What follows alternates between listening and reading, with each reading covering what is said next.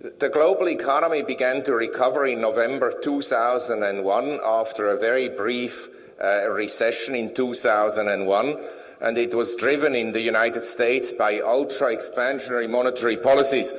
As you can see here, the Federal Reserve cut the Fed fund rate on January 3rd, 2001 from 6.5% by year-end to 1.75%. In 2002, Mr. Bernanke joined, by the way, the Federal Reserve, and the Federal Reserve then cut in 2003 the Fed fund rate down here to 1%, and it left it at 1% until June 2004.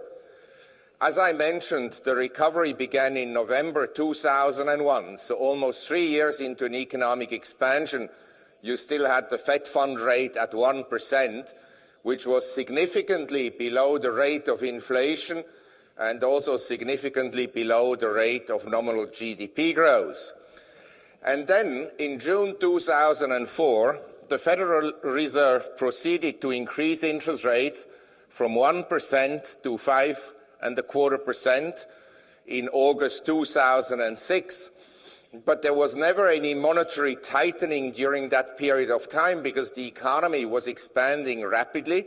Nominal GDP exceeded that, and the rate of inflation had already accelerated. So basically, monetary policies stayed expansionary. Moreover, I'd like to stress that during that period of time, 2004 to 2006, during the increase in interest rates, monetary policies also stayed expansionary because tight money is defined as a policy that will lead to slower debt growth.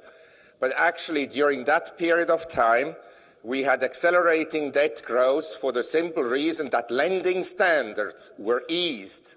In other words, the Fed was increasing interest rates, but the private sector was essentially easing lending conditions. And actually, the Federal Reserve, in many speeches and papers they wrote, they actually encouraged easier lending standards. Then, after September 2007, the Fed again cut interest rates very aggressively from 5.25% to now 1.5%. In other words, the problems that have arisen as a result of the sharp drop in interest rates, which led to strong debt growth, these measures are taken once again at the present time by the Federal Reserve. And the question is how helpful they will be. Now, the ultra-low interest rates led to strong monetary growth, and in particular to strong debt growth in the United States. Here you have debt to GDP, and you can see that, say, in the 1950s, debt expanded at an inferior rate to nominal GDP. And then the ratio of debt to GDP remained at around 130% here throughout this period until 1980.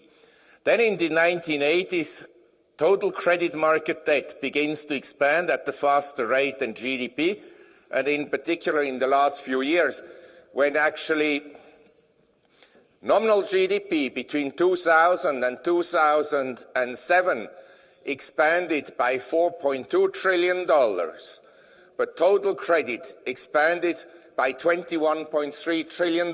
So in other words, you had after 2001 a credit-driven economy whereby credit had to increase by approximately $5 to create $1 of additional economic growth. The last time the Federal Reserve implemented tight monetary policies was here in 1979-1980, when under Paul Volcker the Federal Reserve increased the discount rate to over 20%. And that led to really tight money. It also led to the recession 81-82, but it cleaned the system of consumer price inflation. In my opinion, at that time, with debt to GDP at 130%, a tight monetary policy was possible.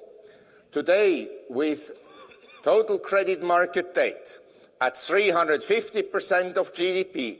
In my opinion, tight monetary policies in the United States are out of the question.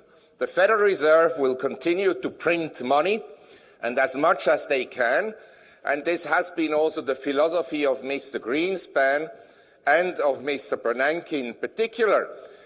Their philosophy is basically that the Federal Reserve or a central bank should target core inflation. Core inflation excludes food and energy, and so let's say in this room nobody lives by core inflation, because most people I know still eat and still need transportation. So the Fed targets core inflation but doesn't target so-called asset inflation. Asset inflation can be rising commodity prices, can be rising real estate prices, or rising equity prices. And this philosophy of the Federal Reserve of targeting just core inflation, and I have to stress in the discussion about deflation and inflation, inflation and deflation can come in a number of different varieties. In the 70s we had inflation, say, in consumer prices, in the 60s in wages. In the 70s we had inflation in consumer prices and in commodities, but at the same time you had deflation in the bond market. So you can have in one sector of the economy, say, real estate prices go up, and in another sector of the economy you can have deflation in the sense that certain goods become cheaper. So both can coexist. What the Federal Reserve, however, managed with their easy monetary policy, and you have to see, the easy monetary policy actually lasted throughout the 80s in the sense that MZM, money supply as a percent of the economy, had a rising trend. But here, especially ahead of Y2K, Mr. Greenspan flooded the system with liquidity. And if you look at the Nasdaq between January 1997 and March 2000, the Nasdaq increased by 47% per annum. Between August 1999 and March 2000, the Nasdaq doubled in value.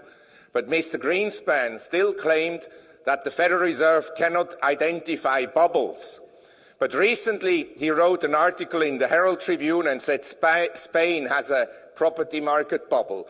There he could identify the bubble, but not in the US. In any event, monetary policy, as you can see, never became tight, and this led to an unusual condition, and I have to say, I've never seen in financial history a condition like this, in the sense that, say, in Japan you had a bubble in '89. We also had a bubble in Taiwan in '89. By the way, in Japan, the bubble peaked out with the Nikkei at 39,000. The Nikkei is now around 9,000. That's 19 years later. So yes, stocks always go up in the long run. And in Taiwan, the market peaked out at 12,000 in 1990, and it's now down to around 5,000, also 19 years later. So when a bubble bursts, it bursts. But the bubble in Japan and Taiwan were concentrated in these two countries, in real estate and in equities. But you didn't have a bubble in US stocks at that time. You didn't have a bubble in the bond market. You didn't have a bubble in real estate, and you didn't have a bubble in commodities. So it was an